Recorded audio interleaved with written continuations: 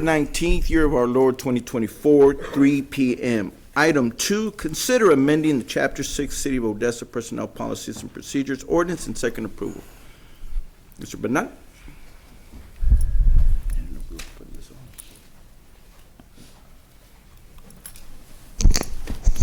Mayor and Council, so we have our second reading of this to amend our policy and procedure manual. This would fall in line that the state has issued a mandate that TikTok should not be on any governmental device. So this will just bring us in line with the state mandate. And this is the second reading. Council, any discussion on item 2 is presented? If not, this is the second reading to amend the Chapter 6 of the City of Odessa Personnel Policy and Procedures. This will be prohibiting the use of TikTok on any city-owned issued devices. No discussion. You have a motion and a second. So moved. Have a motion by Councilmember Mata, second by Councilmember Cornell. All those in favor indicate by a motion of aye. Aye. All those opposed, same sign. Motion passes unanimously. Item D3, discuss and consider voucher program for spay and neutering of animals at the City of Odessa Animal Services. Councilman? Yes, sir, Mr. Mayor. As we all know, one of the biggest problems that we have here in our city is just the influx in of our stray animals with cats and dogs. So visiting with Ms. Kelly over at Odessa Animal Control, and then we came up with a program that would be beneficial for all the citizens, where we would issue some vouchers to help with the cost of spay neutering, to help cut down that cost. So about this time, I'd like to ask Kelly to come up here and share a few words about it. Oh, she gave you that look.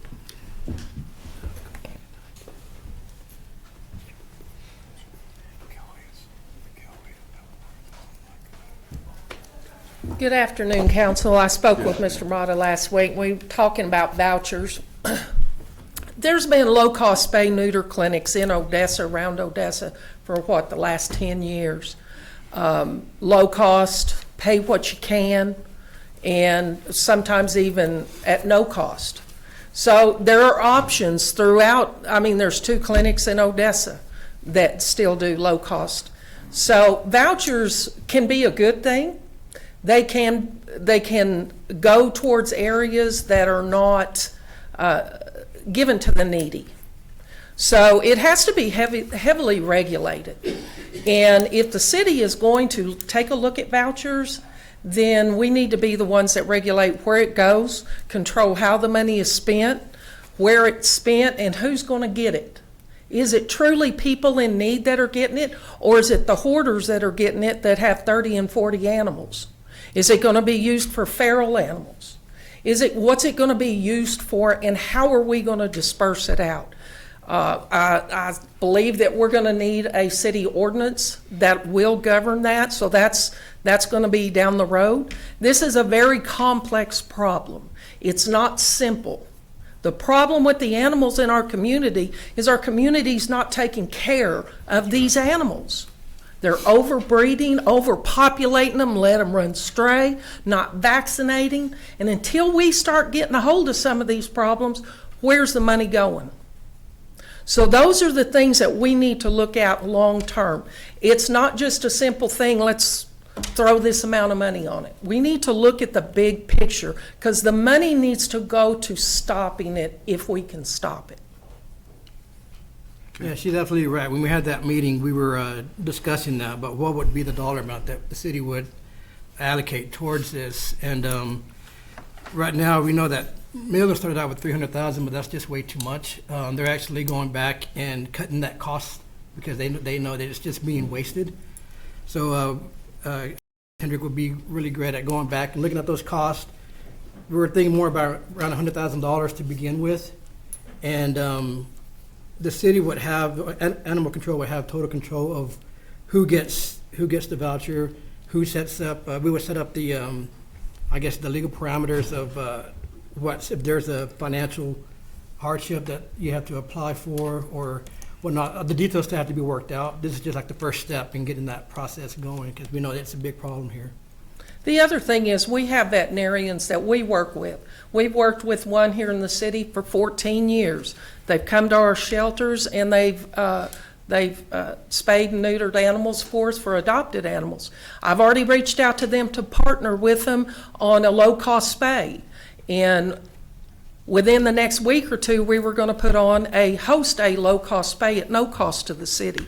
It would be strictly to the citizens for their chance to pay and get some animals in here. Of course, we wanted a full-time vet.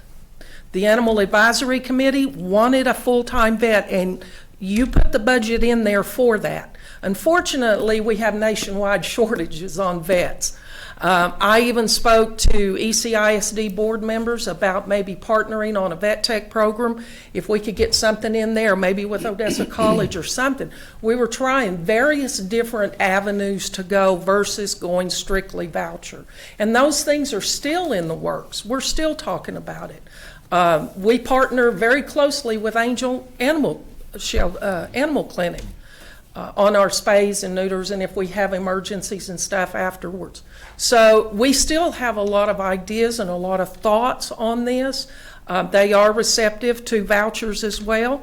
So we have different avenues that we're looking at. But one of ours is hosting these low-cost spay clinics there at the shelter. What's the thought process here? Dan, question for you. What would be the next step on this? We would need to sit down and meet and see what possible ordinances we could come up with, and then we would go from there. Yeah, Right. liability-wise, we need to Sure. look at that because Figure out we're a how much. government shelter. We're not a 501c3. Yeah. I mean, as much as my heart tears at animals, we're a total different function. So it's very important that we look at the liabilities and all the circumstances that surround it. I think staffing for performance, too, is another Staffing. area to look at. And As we all also know, we're short-staffed, the budget, too, would have to be Mm-hmm. modified.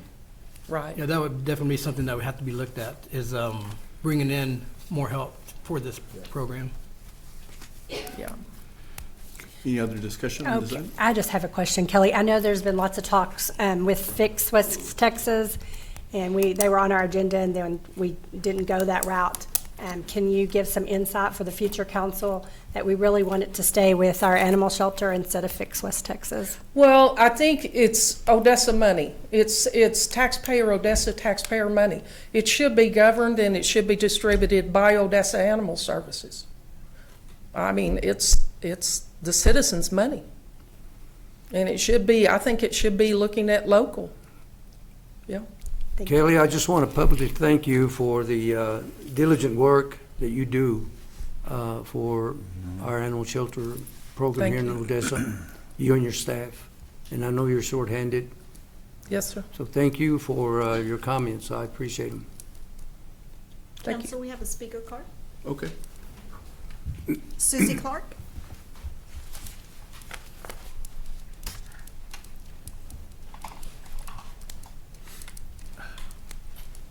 Good afternoon, Council. Good I'm Susie afternoon. Clark, City of Odessa Animal Advisory Board Chairman. The voucher program was placed on the agenda on 11/12/2024, but your advisory board was unaware of this. A motion was also made and approved to postpone it indefinitely. The advisory board has not had the opportunity to visit and discuss the voucher program and make any recommendations. It is a very costly program that is funded by the taxpayers.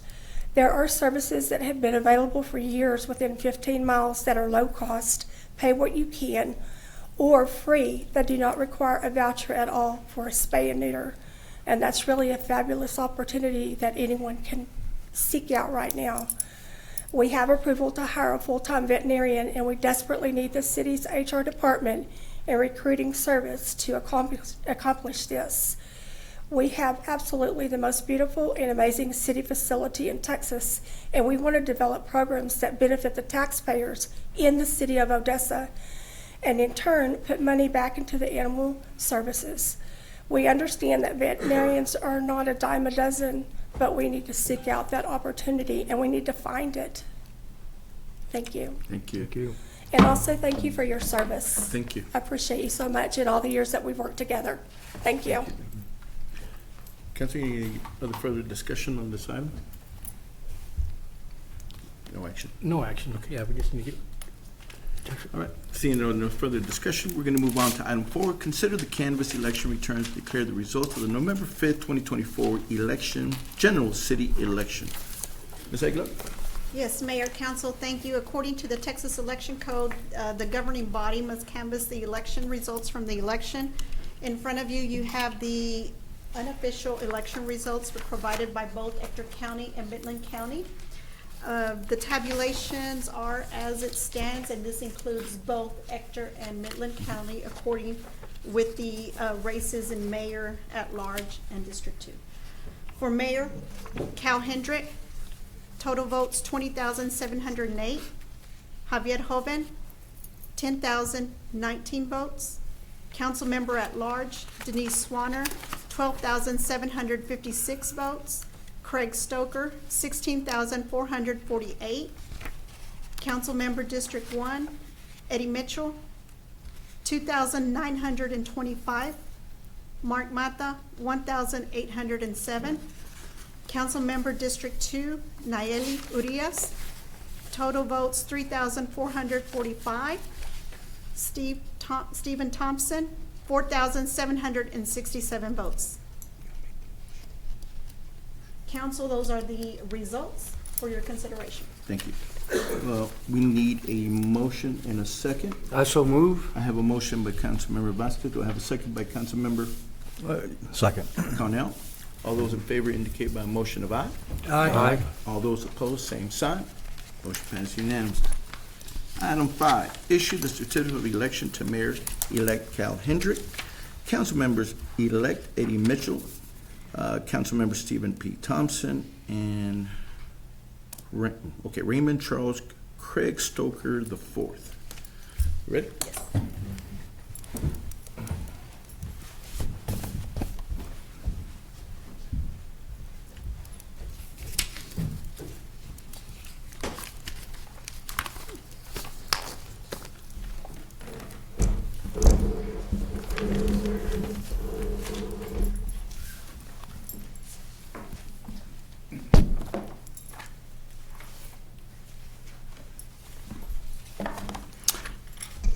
In the name of the authority of the City of Odessa, Texas, this is to certify that the City of Odessa election held on November 5th, 2024. Eddie Mitchell was duly elected as council member District 1. Testimony, therefore, I have unto is signed, and this is your certificate, official councilman-elect.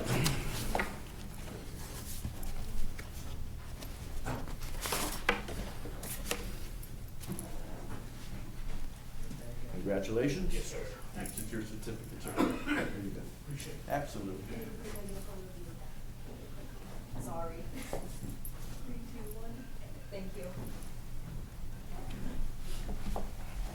In the name of authority of the City of Odessa, here to certify that the city election held on November 5th, 2024, that Councilman Stephen P. Thompson was duly elected as council member of District 2.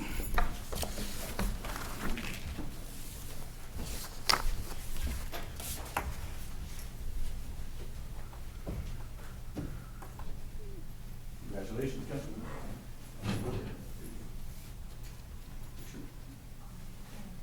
2, 1. Wait, hold on. I think I got you blinking. Yep, 1 second. 3, 2, 1. Got it. Thank you. In the name by the authority of the City of Odessa, Texas, this is to certify that the City of Odessa election held on November 5th, 2024, Raymond Charles Craig Stoker IV was duly elected council member at large. Council member here? Elect? Oh, there you go, I'm sorry. And 3, 2, 1. Okay. One more. And 3, 2, 1. Thank you.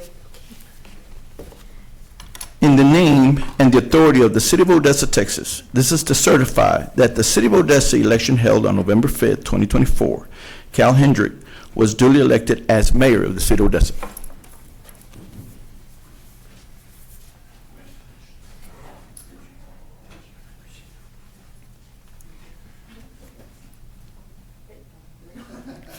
Three, two, one. Hold on, let me make sure everybody's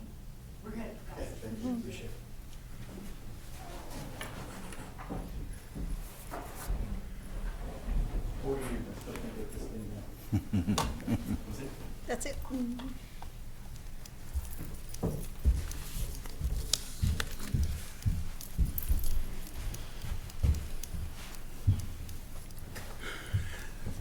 Seeing that there is no more business before the city council, for my last time, I have a motion to adjourn by Councilmember So moved. Denise Swanner, second by Councilmember Vasquez. All those in favor indicate by a motion of aye. Aye. All those opposed, same sign. Motion passed. We are adjourned.